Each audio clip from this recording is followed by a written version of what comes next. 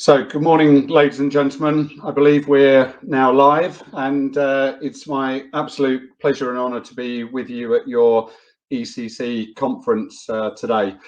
My name is Stuart Branch. I'm the Group People and Technology Director at Weetabix, and I've been asked and offered to tell you a little bit about Weetabix, a little bit about how Weetabix has been reinventing itself over the years, and with a particular focus on inclusion without exception, which is the branding that we have to our diversity and inclusion agenda at Weetabix. Next slide, please, Imi.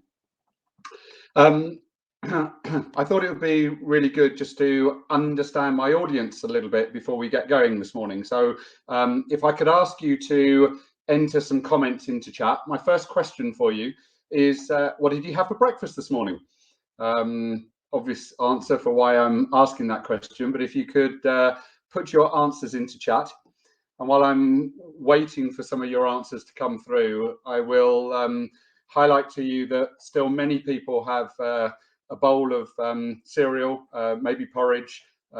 Still the significant majority of people have breakfast at home at the moment, but there's an increasing number of people that are moving their breakfast to on the go. Many people that are having, like my daughters at university have, where they have crushed avocado and mushrooms and all sorts of fancy food.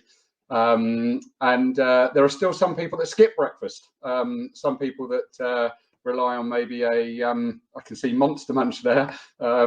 People do have a packet of crisps, unfortunately, or a can of Coke. Something like that. So it's good to see. Not many people have referenced the Alpenbar or the Weetabix on the go drink that you had in your pack. So I believe we've supported some of those in the delegate packs. If you haven't tried them, please do so and enjoy them on us. My second question is, when you think of Weetabix, what is it you think of? So again, if you could just put some comments in chat so I can just get a sense of my audience this morning.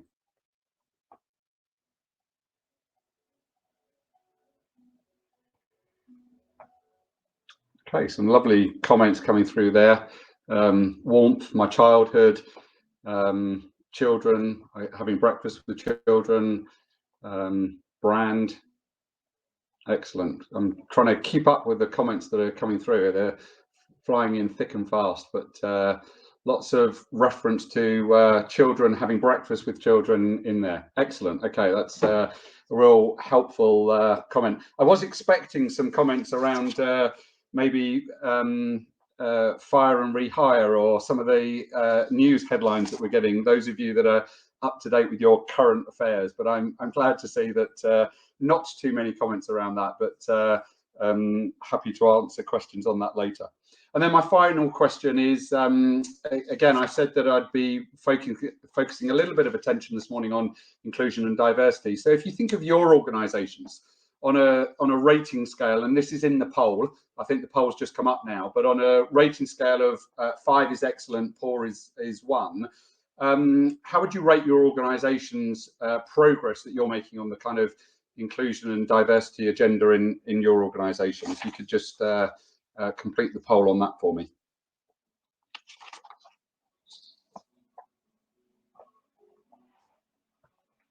And if we could have the results of the poll when you're ready, Amy.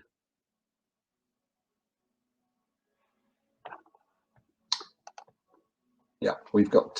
If you click on the tab poll, you can see the results coming through there. So 3 and 4, the middle ground, which probably reflects very similar thoughts about Weetabix. We're super proud and very pleased of some of the progress that we made, but very, very mindful of considerable work that we've still got to do on that. So next slide, please, Imi. I'd like to just share with you what I'm going to try and cover this morning in the time that we've got allocated. I'm going to do a very quick introduction to Weetabix, talk about our history and our heritage.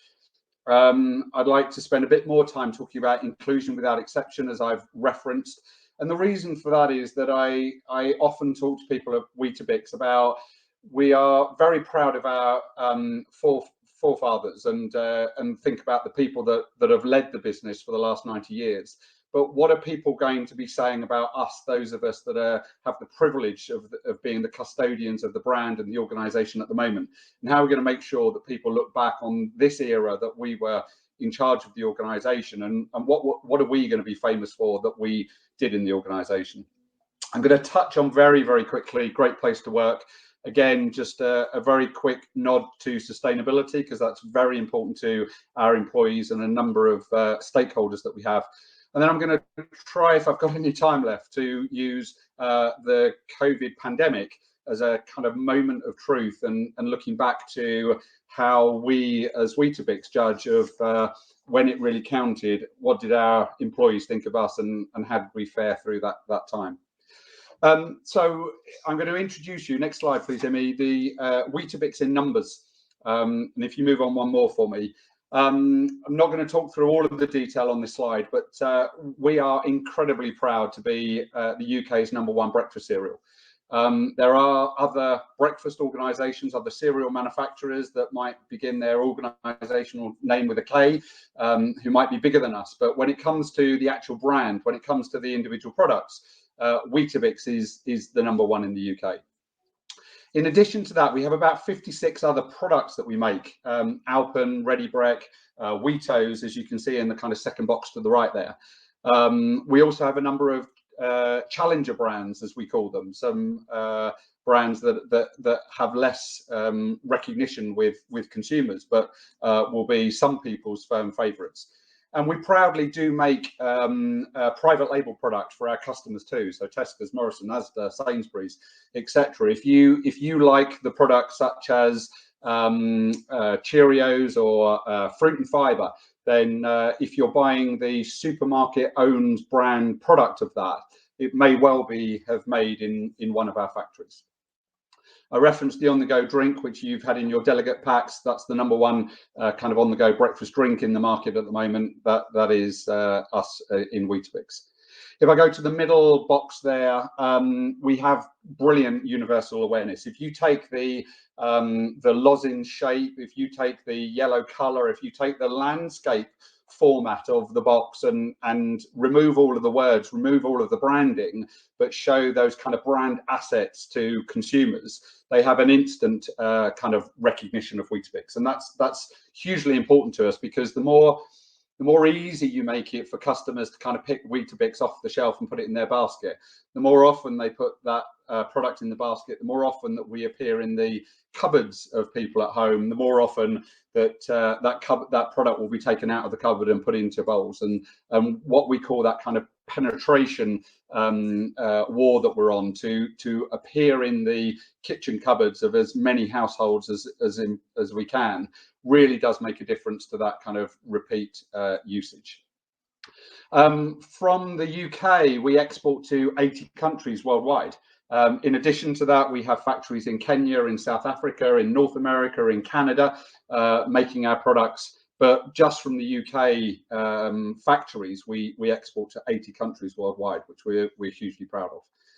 Many British adults grew up eating Weetabix, and the reference to including the Queen on the right-hand side there is the fact that our product still holds the Royal Warrant. Again, something we're hugely proud of. In years gone by, you've got the Royal Warrant just for being in the royal household. I'm delighted to say these days you have to meet some very stringent criteria around corporate social responsibility, sustainability to maintain that status. And just very quickly on the left-hand side of the screen there, 2000 Wildcats is reference to the FA sponsorship program that we've done now. I'm very, very pleased to be sponsoring girls' young football and really changing the lives. And so far, we've donated over 3 million breakfasts in the Magic Breakfast Club to students, to young people that might not be starting their day as well as we know is important for people, particularly when they're thinking about learning and studying. Next slide, if you would. William Shatner, many of you will know, the star of Star Trek, Captain Kirk, recently went to outer space, and it prompted a question into our consumer services team. The question was, how many Weetabix would it take to get from from the Earth to the moon. And one of our team calculated this to one Weetabix equals 2 centimeters, therefore 50 Weetabix in a meter. The distance to the moon is 384 million meters. Therefore, you'd need 19.2 billion Weetabix to get from Earth to the moon. A member of our team went on to work out that that's 6.4 years to manufacture. And just to show a bit of the humor our consumer services team had, they said, however, if you did that from Burton Latimer, where our factories are, rather than from sea level, then you could save 3,700 Weetabix by doing that. So again, just a bit of humor into how we kind of look at Weetabix in numbers.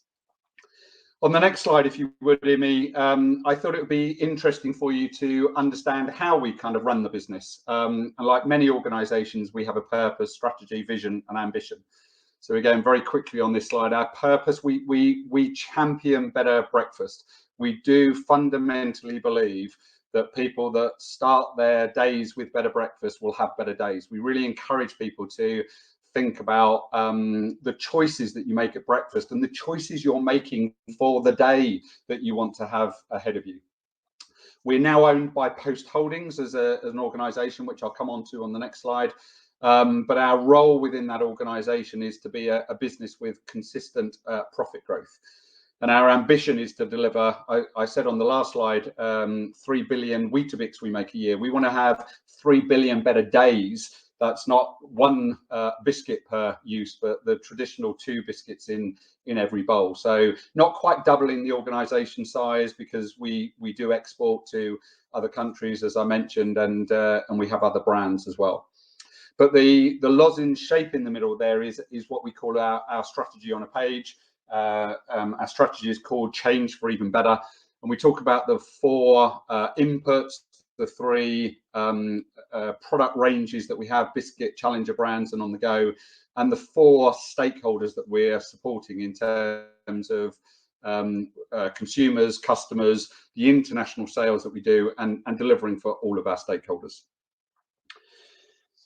On the next slide, if you would please, Imi, is I said at the beginning of this that Weetabix has been reinventing itself in line with your conference title. Weetabix has been reinventing itself for nearly 100 years. We opened our first factories in 1932 in Burton Latimer, which is where the head office and the factory is still based today. And that business was family owned by the Benison family and then the George family for 70 odd years. In 2004, the company was sold out to Lion Capital, and they remained our owners for 8 years or so under very good corporate kind of PE ownership.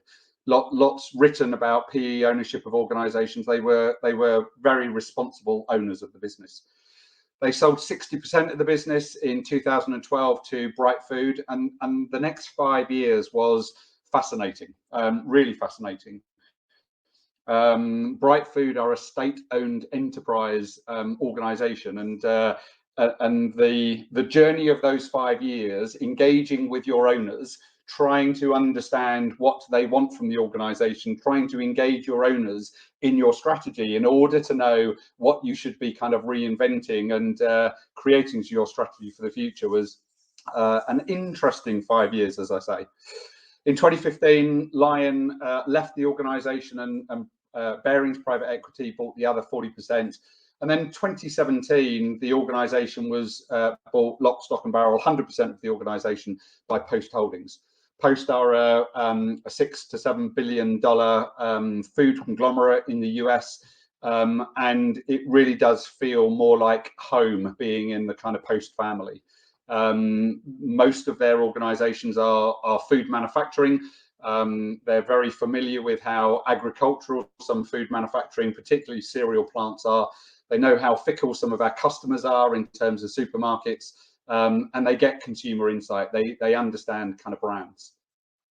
Along the bottom half of this chart is the reinventing of Weetabix Food Company through our kind of product range. So we were only Weetabix from 1932 to 1971.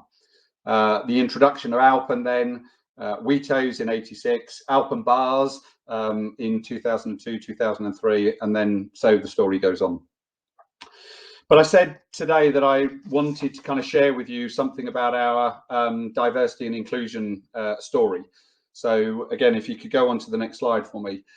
I've talked about Weetabix in numbers, but as Albert Einstein taught us, not everything that can be counted counts, and not everything that counts can be counted. And so I think the transition I'm trying to show here is that inclusion without exception for us really is a kind of cultural journey. There are some fabulous heritage legacies at Weetabix that we are incredibly proud of, and we really want to hold on to in the organisation. But our kind of diversity and inclusion probably isn't one of them, and we've got a lot of work to do. Next slide, if you would. As I said before, we like a strategy house, a temple to show some of the ways of working at Weetabix, and I'm going to show you 2 or 3 of these today. This is a real live example of a kind of strategy house that we have on inclusion without exception. And we focused on inclusion without exception as opposed to kind of diversity in numbers, because we want to harness the engagement and the contribution of everybody at Weetabix. You know, we fundamentally believe that the days have gone of the industrial age where, you know, it was only the elite of the organization that could read and write. And we've got so much more capability in our organization today, and we have to unlock that intellectual horsepower and the emotional horsepower of all of our employees. Just coming back down to the bottom of this graph, you know, Weetabix values, benchmarking of data, policies, measurement, communication is fundamental to a lot of the strategies that we have. But the diversity of thought, the inclusive culture, the inclusive workplace, and the marketplace pride are the kind of headings that we've given to give order and structure to the activities that we've done, and those 12 kind of priorities that we're focusing on at Weetabix. And I want to share with you how we kind of came to those 12 priorities and how we are working our way through this. So if you can go on to the next slide after the next one, if you would. I'm going to skip this slide, Imi, thank you, and go on to the roadmap here. I've been at Weetabix for 9 years now, and I am disappointed and ashamed to say that we didn't start our diversity and inclusion agenda at Weetabix until January 2019. That was a good number of years after I started. And whilst I'm kind of ashamed that it took that long, there were so many other priorities that we had. We were barely legal. I would say we were legal, but we were barely legal in some of our kind of HR administration, and our ways of recruiting, our ways of doing performance management, our ways of understanding who our talent and capability was in the organization was very rudimentary. So whilst I and my team were very clear that we needed to do something from a diversity and inclusion point of view, there was some absolute basics that needed to be put in place first. If you kind of move up this roadmap on the right hand side before the left hand box that's highlighted in red, we said we partnered with Edit Development. They've been an excellent partner with us, and they introduced us to the necessity to audit the organization first and do what they call a maturity audit to understand what was important in the organization, where were the first levers that needed pulling first. That helped create that strategy that you've seen, or an earlier version of it. The strategy I showed you a minute ago is the live one that we have today. But we've been through this long and winding road, quite a considerable journey. At the top of the page there, before we did our 3rd year annual assessment, we introduced on the back of the 2nd year annual survey a company-wide objective for every body in the organisation to have something around diversity and inclusion, or inclusion without exception, as I say. And then we were asked by Post Holdings, our parent company, to help create and establish the Post-Diversity Council, really bring some of the learnings and development that we've been through in the organisation. We focused an awful lot of our activity on empowering and enabling the conversation to take place in the organisation. If you go on to the next slide for me, Amy, here's an example of some of the collateral that we've used in the organisation, partnering with the grocery industry, grocery aid, to really think about what are the priorities for us. Using people like the grocery aid and other sources to create a calendar of diversity and inclusion, which goes on the intranet every single month. Sharing stories again on the intranet. Dustin Wood there is one of our manufacturing managers, and again, just an example here of how diversity and inclusion is about inclusion without exception. The Dustin story here is about how he, as a father, kind of identified very clearly as the kind of breadwinner of the family, but he cared more about that, and he cared about his children, and he wanted to be very overt in the organisation about the importance of him being able to be there at the beginning of the day and take the children to school on times and the such like. So as I say, the inclusion without exception has been more than just the kind of classic characteristics that often get measured and monitored from a D&I point of view. And I think the results really speak for themselves. If you click on again for me, Imi, please. I'm going to highlight just a few of the data points here, but as I said, we've had our third year of the maturity assessment with EDIT. Nearly all of the measures have moved up across the 3 years, including the response rate. So 631 of our colleagues tell us every year, or this year have told us how we're getting on. 79% of our employees say that Weetabix makes information around D&I readily available. 79% again talk about Weetabix as an inclusive place to work, and that's improved from 67% last year and 61% the year before that. So I think we're doing some things very well. 71% also told us that there's an equal opportunity to succeed and progress at Weetabix, but 44% believe that they have still experienced or witnessed some sort of bias at Weetabix. A number that alarms me, a number that concerns me, but a number that I want to continue to hear. It's really important that we hear those examples at work so that we can understand what it is that we need to do. And one of the things that we need to do that we're hearing is, I'm sorry to say, and I'm ashamed to say, as the kind of people director of the business, that recruitment has been the kind of lowest scoring theme for 3 years now. So again, we know we've got an awful lot more work to do to really understand how we really show the organisation our commitment to recruiting the best possible talent, regardless of any biases that we might be carrying. As I said, we've done a lot of this through communication, enabling the conversation to take place at Weetabix. We had something in the organisation a number of years ago called a breakfast with. Again, if you move on for me. Breakfast with started in our restaurant on site. And it was a breakfast with the CEO. It was a breakfast with one of the directors. It was a breakfast with other significant kind of personalities at Weetabix. It was sitting down and having a bowl of Weetabix and milk, or if I'm really truthful, more often than not, a bacon bap in our restaurant on site. But what really dramatically changed the breakfast with was during COVID.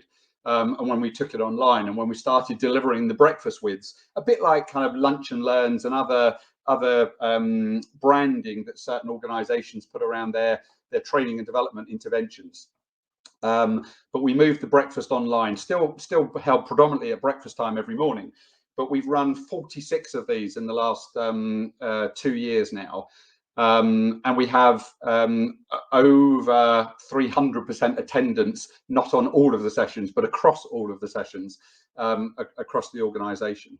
And 100% attendance of at least one of those being on inclusion without exception. And again, I'm not going to read through the chart on the right there, but a number of areas where we've deliberately kind of focused on the inclusion without exception. So the team stories in the middle there, the IWE team internal stories is people like Dustin kind of coming on camera and talking to 200 or 300 colleagues at Weetabix about what's important to him and why it really matters. We've had our partner like Tesco's, our customers, and Wincanton, our logistics partner, coming and sharing their stories about what they're focusing on in the organisation.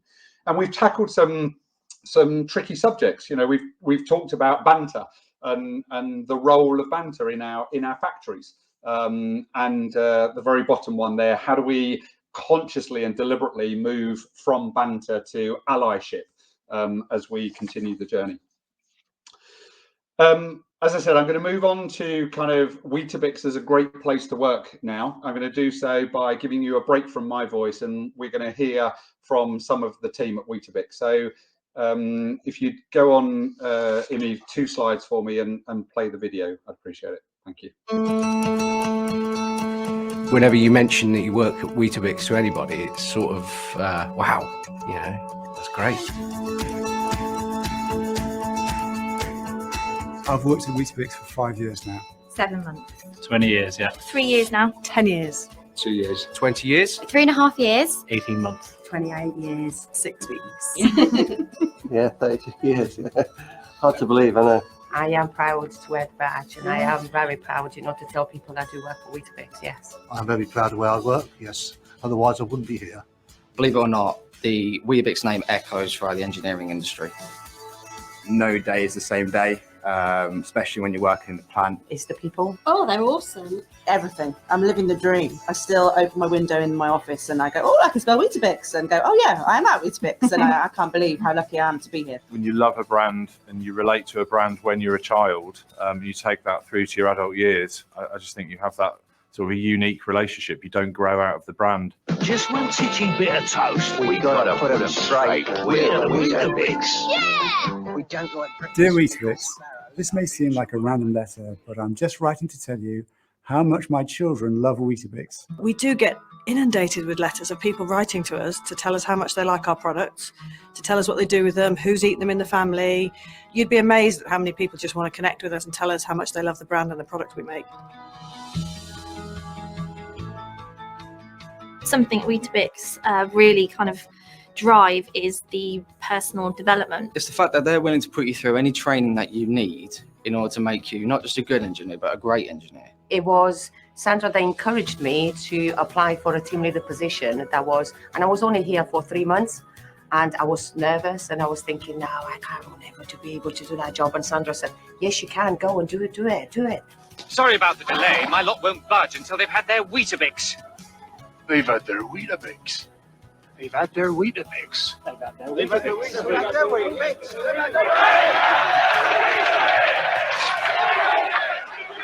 Have you had your Weetabix? Yeah, 3 every morning. Well, I've just gone on from banana Weetabix with Alpen, and now I'm going chocolate Weetabix with fresh cherries. It's a winner. If I can get it when I'm over at Burton, straight off the end of the line, straight out when it's hot and dry. If not, it's with cold milk, definitely. I actually put chocolate spread on mine, which isn't the healthiest, but I love it. And yeah, so one of the reasons was, you know, it'd be nice to be able to work for a company that, you know, make a lot of the products that we eat in our household. We can give them a go. Come on then. Oh, go. Okay, so you've got the normal yellow box Weetabix, you've got all the Weetabix additions. Red berry, apple and raisin, coconut and raisin, banana Weetabix. Golden Pops, Honey Hoops, Protein Crunch Plain, Protein Crunch Chocolate, Ready Breck Original, Ready Breck Chocolate, Crunchy Bran, Choco Hoops, waffles, Weetos, Weetos. The Weetabix on the go drinks, the kids drinks, Weetabix Minis, Weetabix Flakes. You know, you can go on and on. It's just massive amount, you know. And Alpen. We know you know Alpen is deliciously healthy. So 5 girls doing aerobics overlooking a lake while eating bowls of Alpen isn't going to convince you anymore. the Ready to Glow campaign. I remember that vividly as a child growing up, and my daughter, aged 7 now, still has Ready Break every morning. Ready Break, central heating for everyone. 3, 5, 5, 6, 7, this time my It's really key that kids eat breakfast. If you eat a good breakfast in the morning, you pay more attention at school, you snack less. And so I'm really keen to make sure that kids today eat a good, healthy breakfast. We've done lots of hard work to reduce sugar, to reduce salt, and what we've tried to do there is lead the way and make sure that we're always on the front foot. My father worked here for 28, 29 years. Every day he'd tell you something different about what happened to work or different people, and he always had something to sit there and tell us about over the dinner table. My nan, a few of my aunties, my brother. My dad worked his way up from a tray man to a site shift manager. He always wants to talk about Weetabix, and he's always telling me how to do my job as well. We build days throughout the year where we raise money and help our partner charities. We're in a very beautiful part of Northamptonshire. It's quite rural. We've got a river that's running alongside us. And being a large manufacturing site, we've got that responsibility to make sure that we look after that environment. The fact that you're allowed time out of your day job to volunteer and go around and help deliver food to the local food banks and things like that is something I've not experienced in any other company.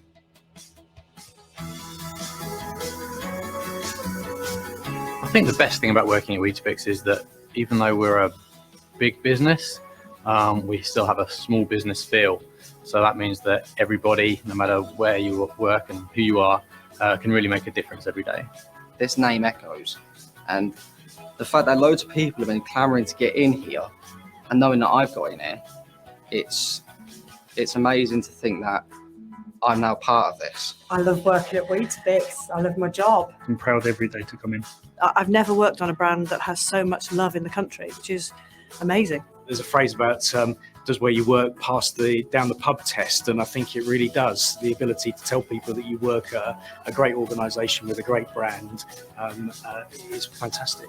They'll have to wheel me out in the yellow box. So you can get a sense there about how some of our team at Weetabix feel.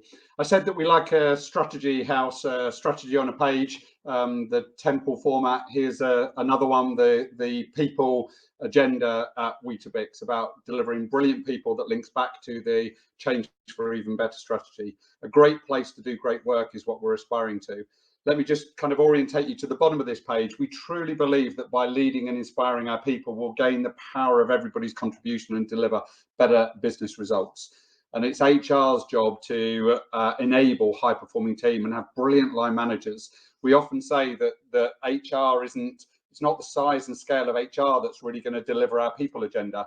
It's about how we get every single line manager in the organization to be ambassadors of our processes and ways of working, policies, technology, etc. And we do that by an annual survey. If you could go on for me, Amy. We have an employee engagement survey, and this truly drives a lot of the action planning. The action planning is often referenced about you said we did, or you said you did, as we empower the teams to take ownership of the action plans even more. But every year we run this engagement survey and focus where we can continuously improve. And it leads to some of the changes that we've been doing over certainly the last 9 years that I've been here. Again, if you move on for me, I'll flick through a couple of slides and show you Weetaflex, the flexible benefits. Every organisation, people want more flexibility in their benefits. I wanted this, my team wanted this for the organisation, but the engagement survey told us it's what our people wanted. So we launch it every year on Valentine's Day.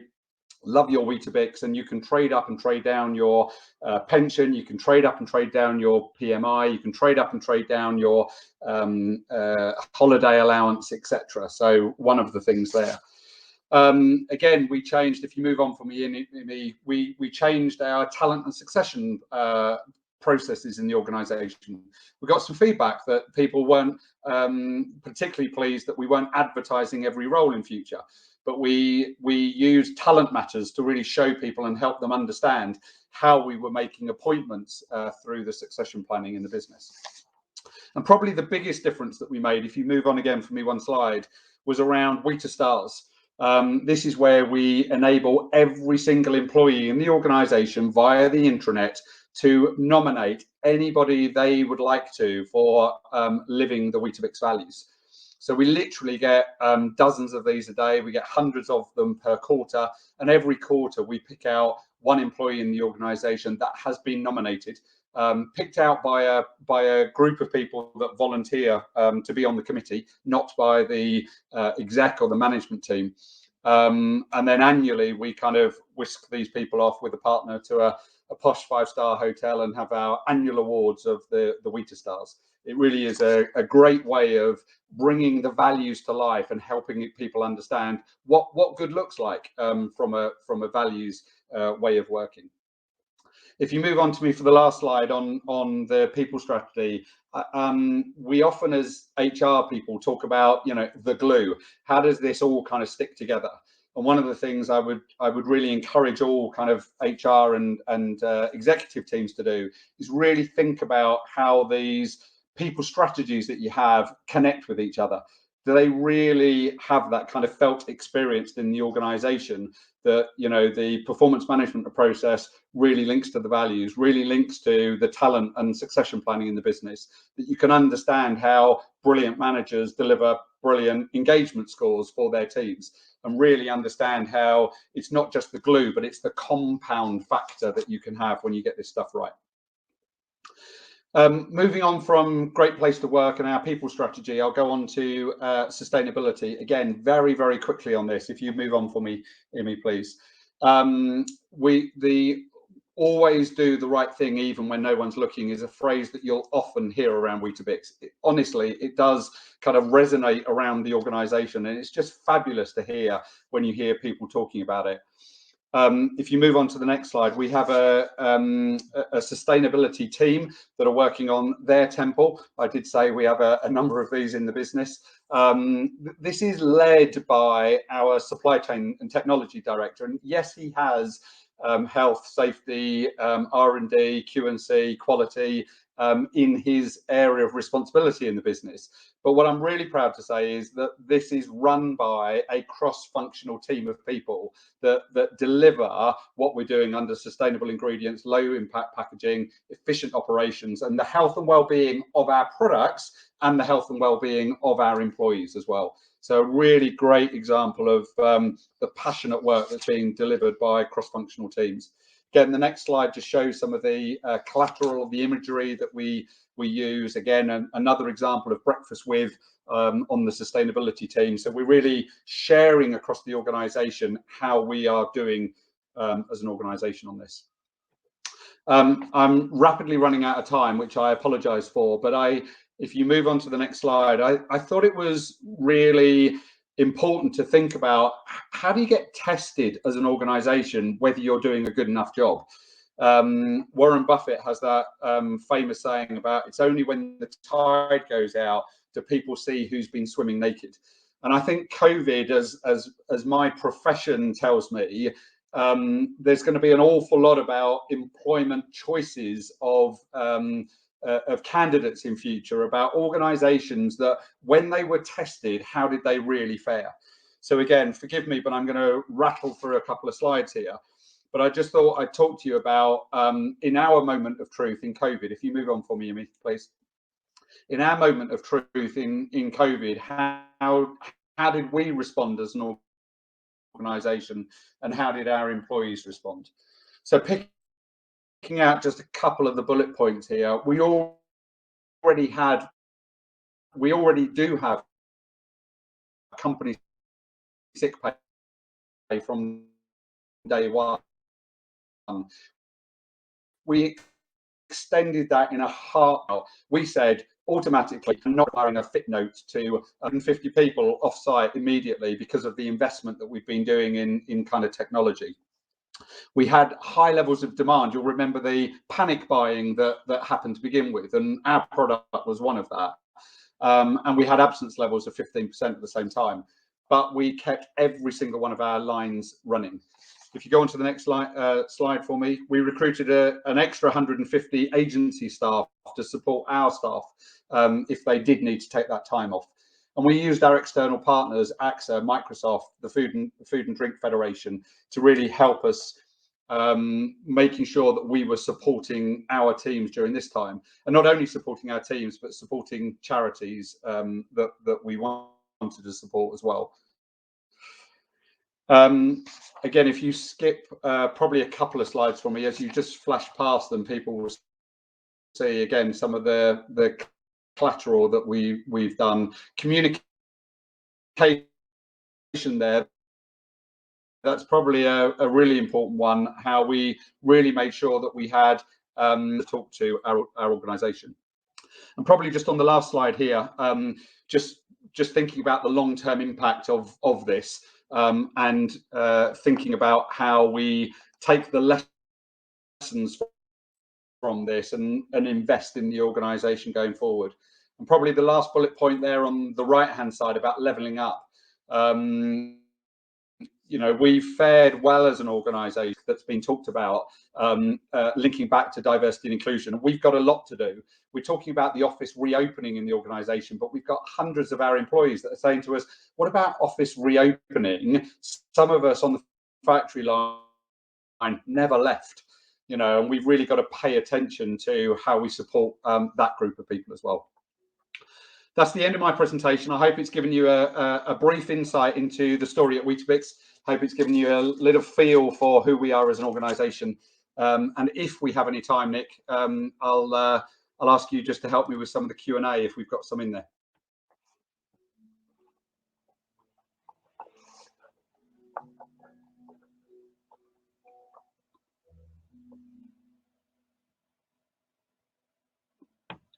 If I'm still live, I'll just try and read a couple of these questions and see if I can answer them as we go.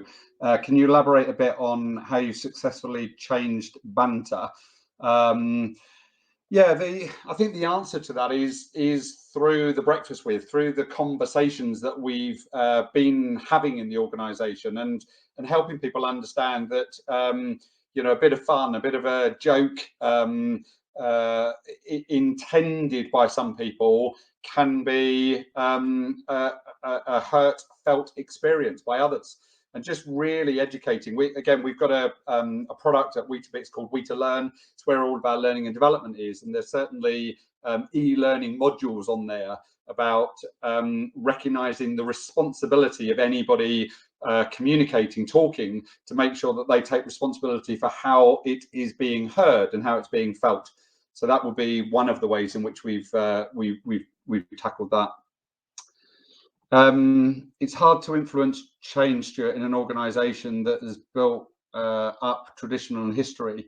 I can imagine very long-serving, loyal workforce. Yes, you heard in the video, we've got aunts and uncles and mums and dads and granddads that have worked there, and you know, that's some of the amazing heritage and legacy that we have in the organisation. But it does create resistance to change. It does create at times a sense of entitlement.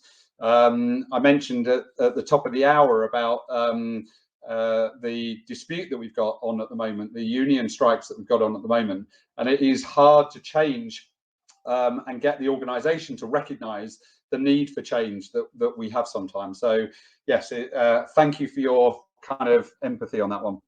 And could you tell us a bit more about how you're benchmarking data within your organisation? Yeah, it stems with having the systems and the technology and having the right data in the first place. As I said, certainly 9 years ago, we had filing cabinets full of employee files, and very little of that kind of tracked in systems. We've made huge leaps and strides on that in the organisation over the last few years. And we now have data that we can look at and we can analyse and we can draw insight from that.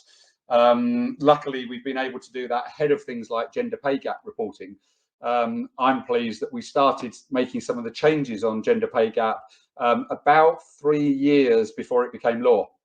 Very pleased that we did that, and it's enabled us to move from, I think, originally 11-12% gender pay gap to 4.4% I think we're at today. And I'm also pleased to tell you that 2 years ago, 2 or 3 years ago, we started doing the same on diversity pay gap, ethnic pay gap, reporting. Again, not coming to law and legislation yet, but using the data that we have available, holding it up to the organisation as the data and saying, look, whether this is law or not, would we be proud of this being public? What do we want to do? What do we want to change in the organisation so that this isn't a reflective of who we are and what we are as an organisation, and really try and change those things. I'm guessing that somebody's going to stop the session now, because I think I'm at least 5 minutes over. But thank you very much. Good luck with the rest of your day. And I'm sure there'll be other ways that you'll be able to get your questions and comments to me via the conference. So thank you very much indeed.